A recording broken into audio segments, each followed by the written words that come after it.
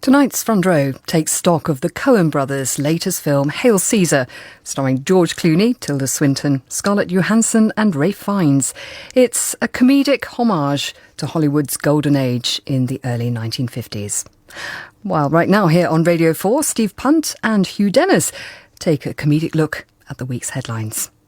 It's The Now Show.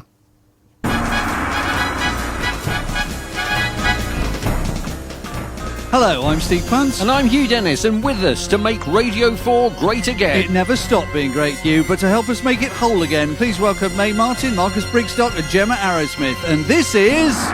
The Now Show!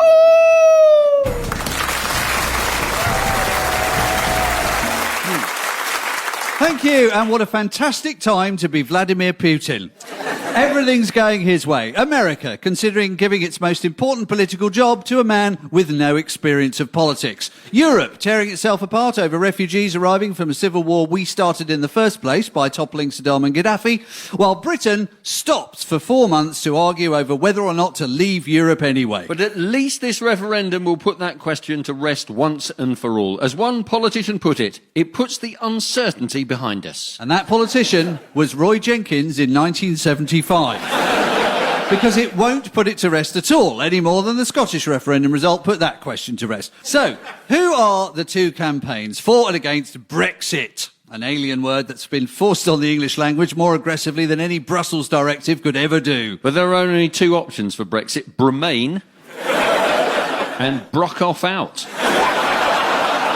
But the campaigns are rather more complicated. The inside has two main factions. British influence. A small grouping, perhaps reflecting that influence, and the larger... Britain Stronger in Europe. Which is headed by Stuart Rose, formerly of Marks and Spencer, and supported by Karen Brady, Lord Mandelson, Caroline Lucas, Danny Alexander, Major, Blair and Brown. It's funded by Lord Sainsbury. Sounds like an impressive lineup, until you get to their head of strategy, Ryan Kurtzer.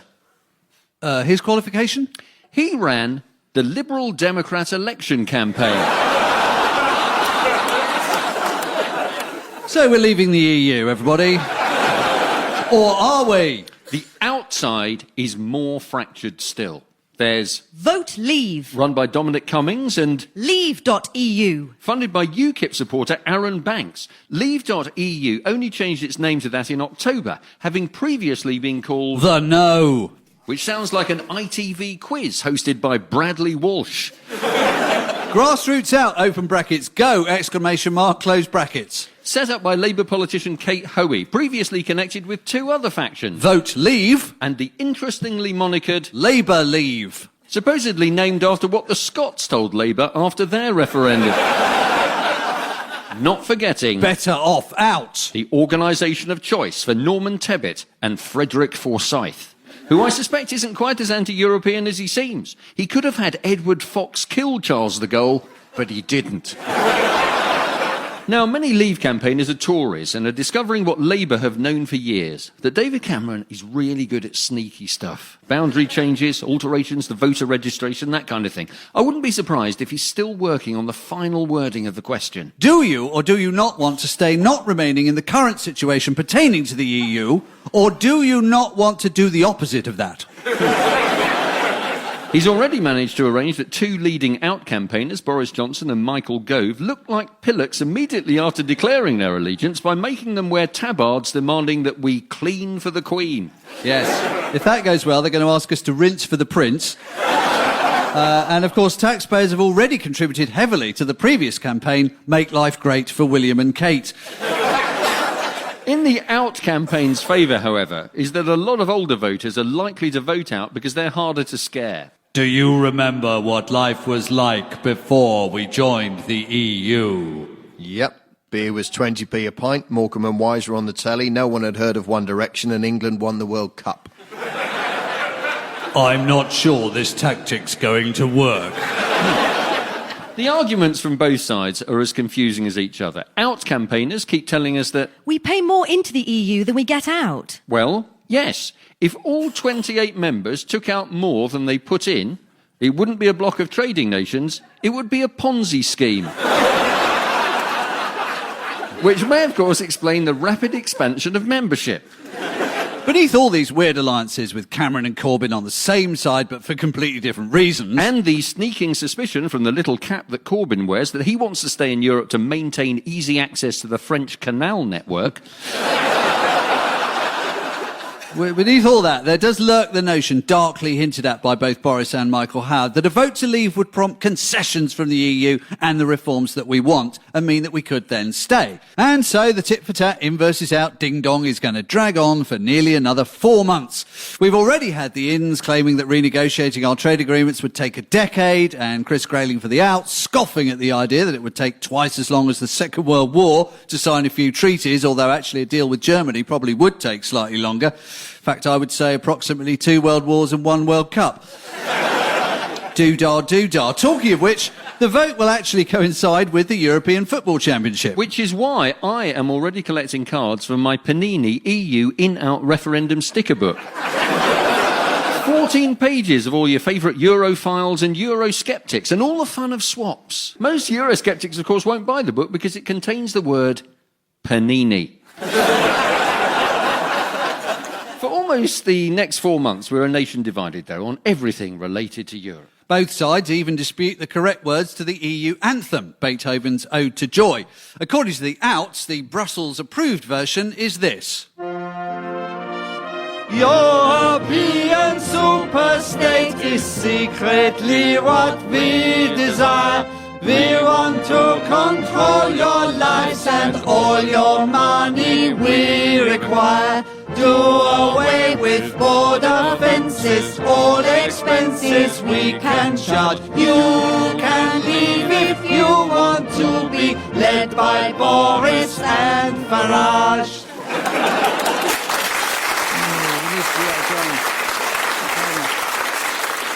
Although many members of the British public tend to use this translation. European Union is something we don't care about. Probably it doesn't make much difference if we're in or out. Debt and crisis, Syria and ISIS, rise of China, worldwide slump. What's the point of voting if the world is run by Donald Trump?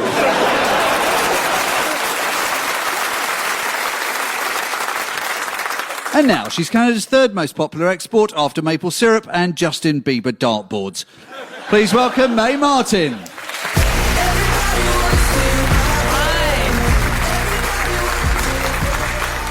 Hi, thank you for having me on The Now Show. How's it going?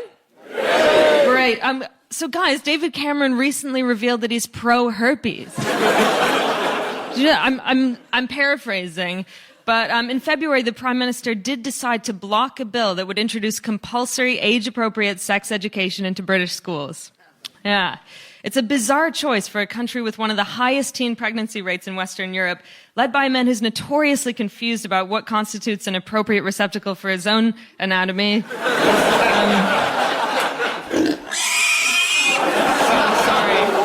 It's a cheap joke. I'm so sorry. The Prime Minister refused to buckle on the bill despite pressure from 4 parliamentary select committees, 5 teaching unions, the Children's Commissioner, the Association of Police and Crime Commissioners, 2 Royal Societies, 6 medical royal colleges, 5 maids a milking, 7 swans a swanning, and a partridge in a pear tree. But it's a real David and Goliath story, I think, with, of course, in this case, David is David, and Goliath is an overwhelming amount of evidence to the contrary, the most basic common sense. But I personally didn't get any sex education at school. And the problem is if you don't get it at school, you will cobble together information from other sources. I think in some cases, parents step up to the plate. Like for me, my parents, Wendy and James. Give it up for Wendy and James. Guys, big round. Yeah, thank you. They would love that. But they remain open about sex to my detriment as a human being. Like at Christmas dinner this year, my dad, who is incidentally very British, put down his knife and fork and announced to the whole family, Your mother is a tigress in the bedroom. just add it to the list of things that I can never unhear. But I do remember vividly that when my mum sat me down and she told me about sex, I was 5 years old. 5. And she had hand-drawn diagrams. She said, this is how a man and a woman have sex, and a man and a man, and a woman and a woman. Yeah, she covered all of the bases. She, in the same conversation, told me about Santa Claus. In one conversation, it was so overwhelming. I was like, all the parents of my friends hated me because I ruined Christmas for the whole class on the first day of school and told them what anal sex was. I have no idea what David Cameron's mother would have said if he'd asked her about sex as a child. Well, I think I know what my mother would say. She'd say, put on a proper suit, do up your tie, and sing the national anthem. No, I think that's wrong. I don't think that's how you do it. But the other place that we're meant to learn about sex is from our friends at school. But in my case, I was that friend. I was this weirdly knowledgeable, quite depressed 7-year-old having press conferences at the lunch break and explaining anatomy to all of my friends. Luckily, our ringleader, Susie Casaba, my best friend, would always correct me and explain to me that I was misinformed because, in fact, Jesus plants an apple seed in your heart and it grows into a baby. But then Stephanie Sampagna would always counter that argument with the explanation that... No, your mom gets really fat, your dad starts working so many hours at his office, then your mom cries, and then a new baby comes, and then your dad moves out. Just a sad home life. And then this one's verbatim from my brother's friend Raphael, who was a 9-year-old goth. 2 people get into a tomb, a coffin with 2 sides, and they become one person for 10 minutes, and then when they get out of the tomb, a baby is in the tomb. Like, absolutely terrifying.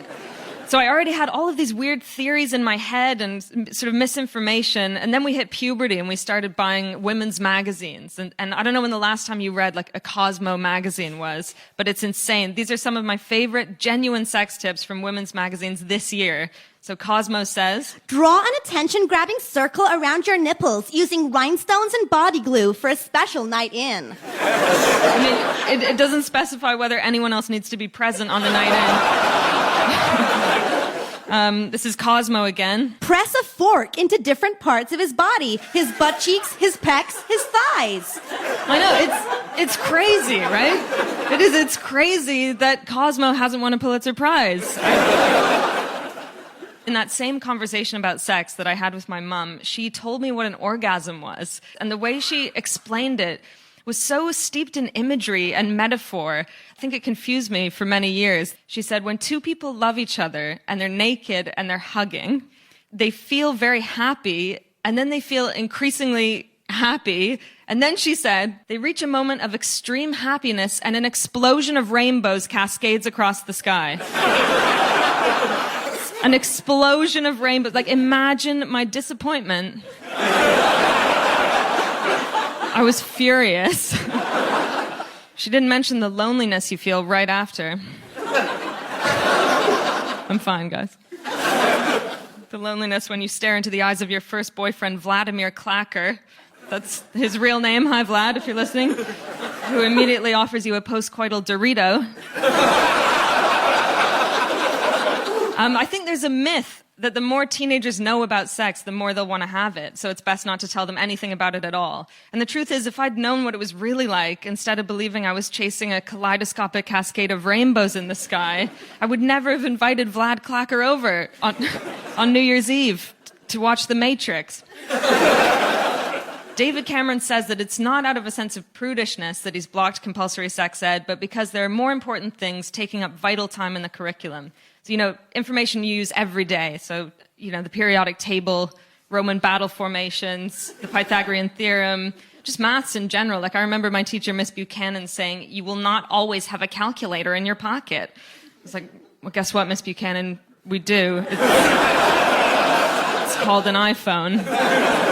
So in light of my personal experiences, I would urge the Prime Minister to reconsider. David, if not for me, do it for yourself. You have kids, and I don't want you to have to stand in your kitchen in 10 years' time waffling about rainbows when your daughter's very own version of Vlad Clacker turns up with a bag of Doritos, some plastic wrap, and a sachet of rhinestones.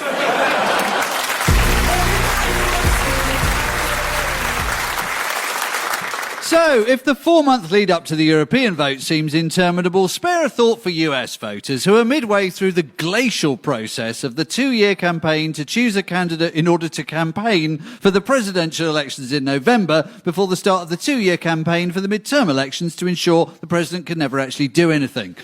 It's basically tantric politics. This week, it was so-called Super Tuesday, on which 11 states got to choose their nominees from the various candidates. And if you don't know who they are, here's a rundown. For the Democrats, Hillary Clinton. Hillary is as establishment as you can get and has extensive knowledge and experience of foreign affairs and worldwide diplomacy. Just like all the presidential hopefuls. She also has experience of home affairs, of course, but we'll gloss over that. Against her is Bernie Sanders. Bernie Sanders is like Jeremy Corbyn in many respects. He's inspiring, he's motivating the young, he's not afraid to say he's a socialist. And he's almost certainly not going to win. For the Republicans, though, the field is wider. Although several have already dropped out, including Jeb Bush, who withdrew from the race due to lack of basic human characteristics. Still remaining just are Ben Carson, the brain surgeon, who seems to have picked up all his charm from his lobotomy patients. Ted Cruz, an extreme right-winger, whose policies include getting rid of the departments of energy, commerce, education, and housing and urban development. We have John Kasich, I think, and the fact I'm not quite sure how to pronounce his name tells you how well he's doing. And Marco Rubio, who by Republican standards is a moderate, which means he believes it's fine to bring a gun to school as long as your mum has put a name tape on it and you keep it on your peg. And of course, Donald Trump, the man who has proposed that Mexico pays for a wall to keep Mexicans out, and when informed that they wouldn't, said, "The wall just got 10 feet higher." Yes, thereby adding to the already $10 billion estimate of the cost. And a lot more deliveries from Wix.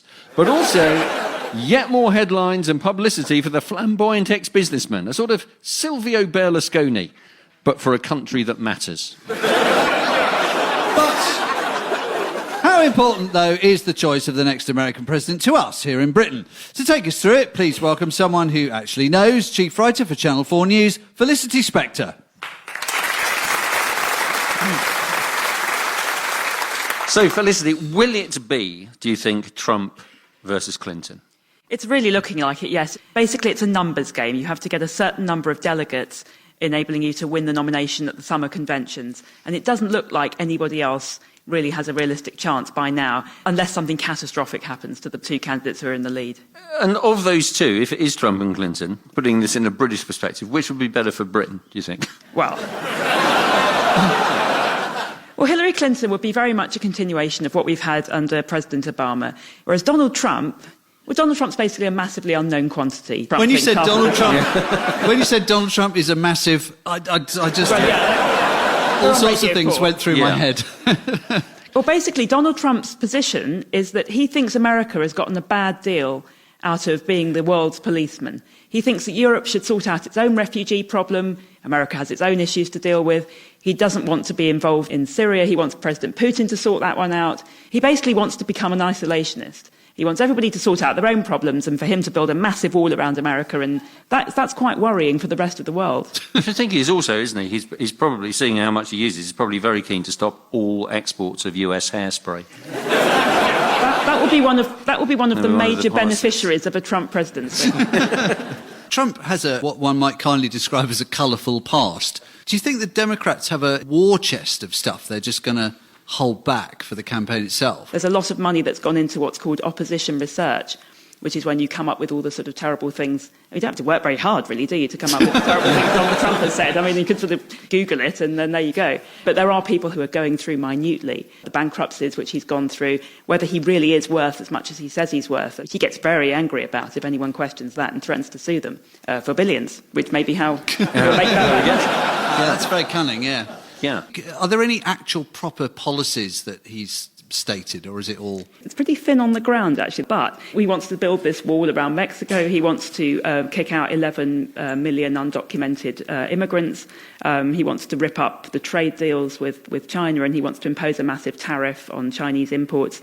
He wants to cut taxes for the wealthy. No. I know, Really? it's astonishing, isn't it? How's he going to pay for the wall if he does that? Well, this is the biggest problem he faces, because there are limits to the presidential power. There are quite a few things you can do by executive order, but anything that requires spending a lot of money needs congressional approval. You have to be a compromiser. You have to be somebody who can make deals, which Trump says he is. He says his business record has shown that he is the greatest deal maker in the world. We shall see. Felicity, can we give you a little quiz? Because Donald Trump, of course, famously was the host of The Apprentice in America, and our version, of course, is hosted by Sir Alan Sugar, or Lord Sugar, I believe he is now. So we got some quotes from the programme, and all we want you to do is tell us who said it, Trump or Sugar. Who said, I don't do the email thing? I think that would be Sugar. Well, actually, it was Trump, because Alan Sugar famously invented the Amstrad emailer. Yeah. Which of them said, all I've heard from you so far is a lot of hot air, so in the interests of climate change, you're fired? Well, since Donald Trump doesn't believe in climate change, I would think that was Sugar. That's right, absolutely that was right. indeed Alan Sugar. Who said, there's only one big mouth in my organisation, and that's me? Well, that has to be Trump. It can't be anybody else. It's Alan Sugar. Oh my God. I'm fired. And finally, who said, all of the women on The Apprentice flirted with me, consciously or unconsciously, that is to be expected. Okay. And I'll give you a clue, it wasn't Alan Sugar. No, I'm going to say that one's easy. That's good. Felicity, Spector, thank you very much indeed. Well, he's been away for a while, and in the middle of the ski season, the only way we could get him this time was to fill his dressing room with untouched white powder. Would you please welcome Marcus Brigstocke?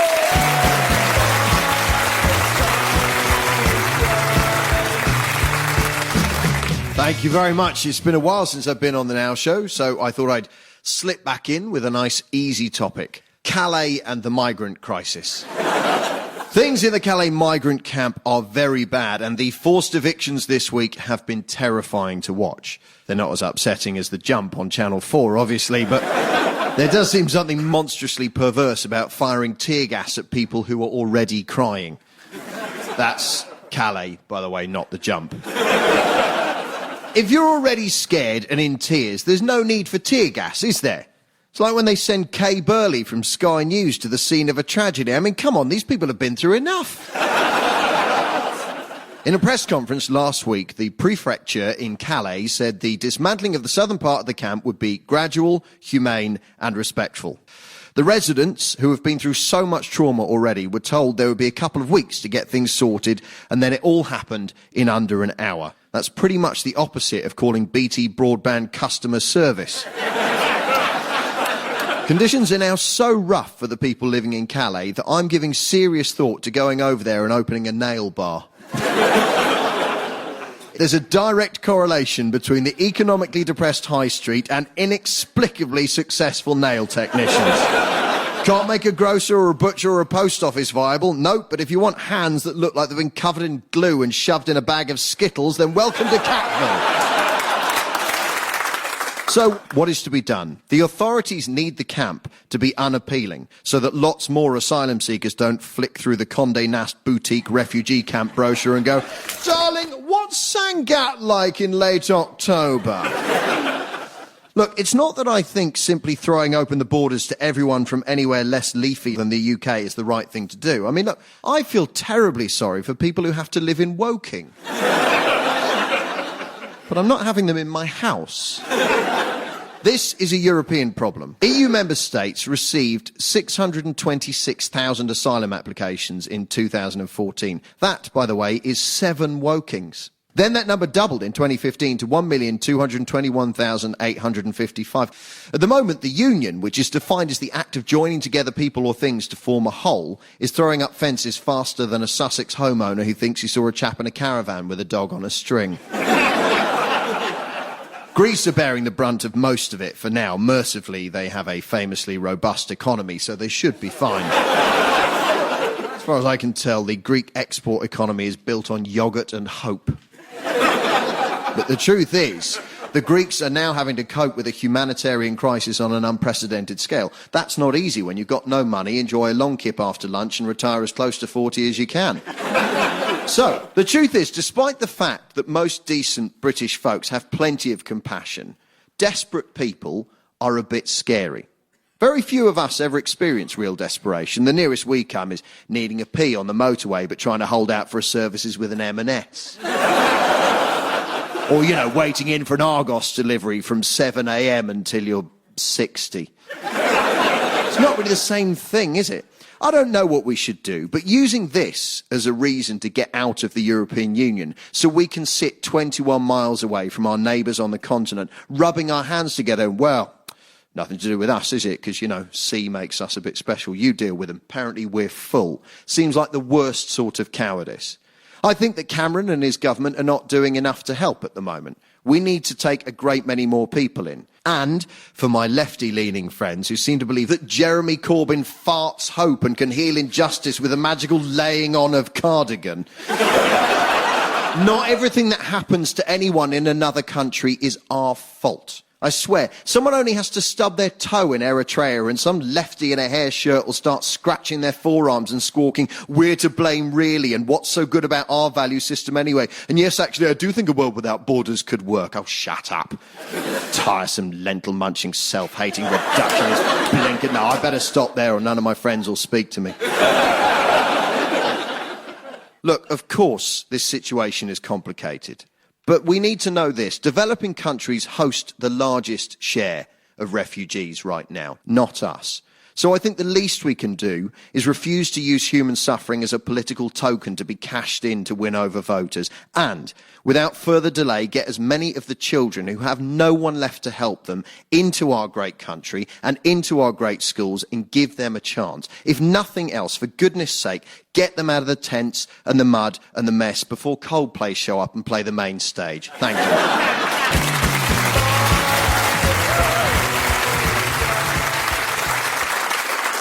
So you may have seen this week, the scientists looking at human DNA believe that they may now be able to stop hair going grey as we get older. So we've asked our audience which effect of ageing would they like to prevent or reverse. Memory loss.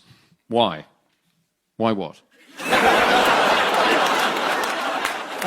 Which effect of ageing would you like to prevent or reverse? Joint problems. Why? I can't roll them like I used to. Yeah. Which effect of ageing would you like to prevent or reverse? Wind. Why? And then a little phrase, never trust a fart when you're over 65. I like this one. Which effect of ageing would you like to prevent or reverse? Balding. Why? She's on the BBC too much already. So thank you very much indeed for those, and indeed for listening, and goodbye. Goodbye! You've been listening to The Now Show, starring Steve Punt, Hugh Dennis, Mae Martin, Marcus Brigstocke, Gemma Arrowsmith and Felicity Spector. It was written by the cast with additional material from Gareth Gwynn, Sarah Morgan, Sarah Campbell and Hannah George. It was devised by Bill Dare and the producer was Joe Nunnery. It was a BBC Radio comedy production.